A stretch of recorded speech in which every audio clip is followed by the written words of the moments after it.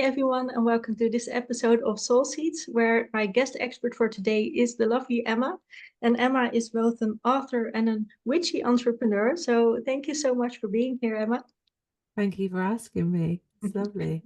Thank you. And the topic we are going to talk about today is living with the Wheel of the Year. So first, for everyone who doesn't know, what is the Wheel of the Year? The Willow of the Year marks different, well, they're witchy Sabbaths, witchy holidays, to keep it really simple. And it's key marks in the seasons that we all sort of live by. And Mhm, what's beautiful is that when you tune to the will of the year, you don't have to be a witch. It's mhm, not necessarily have to be a witch to actually celebrate these Sabbaths. It goes back to what our ancestors used to do as well. mhm, It's really noticing the return of light or the loss of light, the how we move in from one season to the next, how the nature around us is actually showing us that now is a time to step back into mhm, hibernation. So there's different things that we can work with within the year. So when it turns into Yule, which is the 21st of December, mhm, that's a really beautiful time, especially with families. It's just before Christmas, where you can actually reflect on the year that is nearly finished and mhm, actually start to prepare to go into hibernation, ready to come out in the spring equinox. So that is a mhm, great time for healing and reflection and getting cozy and home. mhm, And as we come into spring, you can then start thinking, oh, okay, I need to start doing my garden because spring is sort of sprouting up. The garden's kind of looking like a mess. So mhm. that can actually reflect into us as humans. We can think, oh, okay, I want to actually start something new, or I want to manifest something or learn something. So this is planting the seeds. Right. And then Beltane really comes in, which we've just had Mhm, on the 1st of May. Belting is the spark of creativity and fertility and personal growth. So mm, then we can now start really honing in to working towards the summer equinox solstice, where that is when all our manifestations will come to life. mm, And then we can go into autumn to harvest everything that we have mm. given. Right. If that's too long, but that's No, how we would no. work with the will of it. That's how I would work with it. Yeah. And it sounds like this, like calendar, if you can call it that, is a lot more in tune with not just nature, but also Yeah. like appreciating like the nature or the seasons Yeah. within ourselves. Yeah, I love the fact it gives you sort of moments of pauses, Mm, especially when we get to Samhain, Halloween, where we can step back and actually that's that time of the year where most people then can reflect on their loved ones in the spirit world. We can mhm, honor the dead. We can create these beautiful altars to celebrate and tell story to our children about their great great grandparents and things like that. It's a mm. really lovely time. So Yeah. it So does give us how these can we pauses. use or use, I don't really like the word use, but how can we for now I will use this word. How can we use the wheel of the year to honor those seasons within ourselves more and live to that rhythm with nature? Yeah. Yeah, I would go online. There is one Mhm. in my book. Now, obviously, I've got rituals for each of the Yeah. Sabbaths in my book, but you can go online and get the one of the year, which will tell you the dates Hmm. as well and what each one means. And you can then create an altar for each one. You can actually then journal and ask yourself, how does nature reflect Hmm. into how my life is? What's going on for me? How can I, if, say, Beltane is obviously is just gone. Hmm. So Beltane is really pushing us into birthing something, creating something, doing personal growth. So we could do journaling about, well, what do I want to do for myself that I can Hmm. push myself that will spiritually give me expansion, but also is there something inside of me that I want to birth or create? Hmm. We can ask ourselves questions like that with each of these different holidays. Hmm. It really feels like you just dig a bit deeper into yourself. And like Yeah, I said, you just exploring the seasons yeah, within you and asking like, okay, what am I needing or what is my soul craving this yeah, season? yeah. And you don't have to be a witch. This is just Mm, something you've done, yeah. like I said, moments of pauses that pushes us into this moment of, well, how is nature mirroring to me? What Mhm. should I be doing to match nature so we can all work together? because everything is connected. Mm. I think it's And really how are these? important. How are you? Because you've mentioned Beltane. We're recording this at the start of May, and Beltane has just passed. But Yeah. do you know how these are celebrated, like worldwide, even these days? Well, in Glastonbury, they have a massive parade and everyone's dressed up and maypole dancing. It's a fire holiday as well, so there's lots of bonfires and dancing around bonfires with flower crowns on because it's still spring, Mm-hmm. and we're halfway really now from spring to the summer.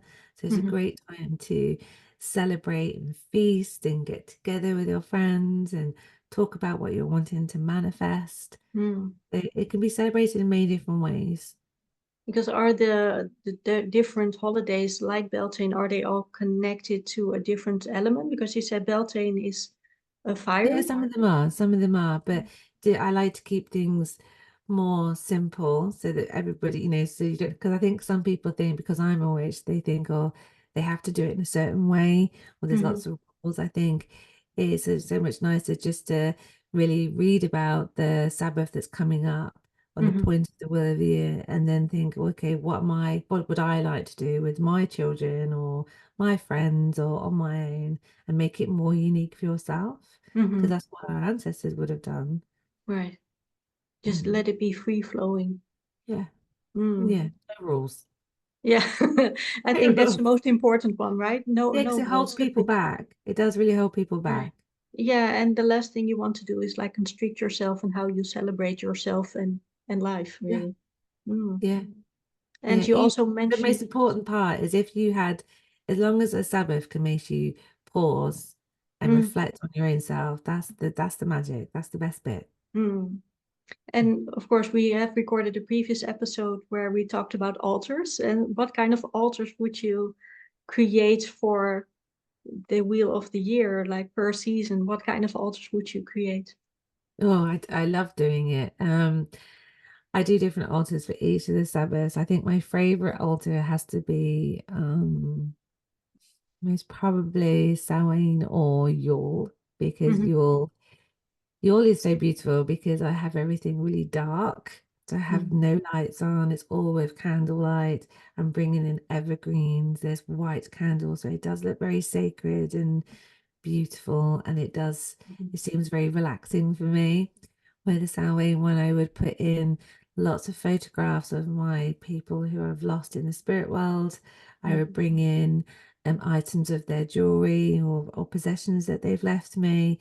I would also give them an offering, like I give my dad his favorite drink. I leave my mum an offering from nature. It's different things. It's just really beautiful to actually set it up and have fun with it and bring in Hmm. the colors as well for each Sabbath.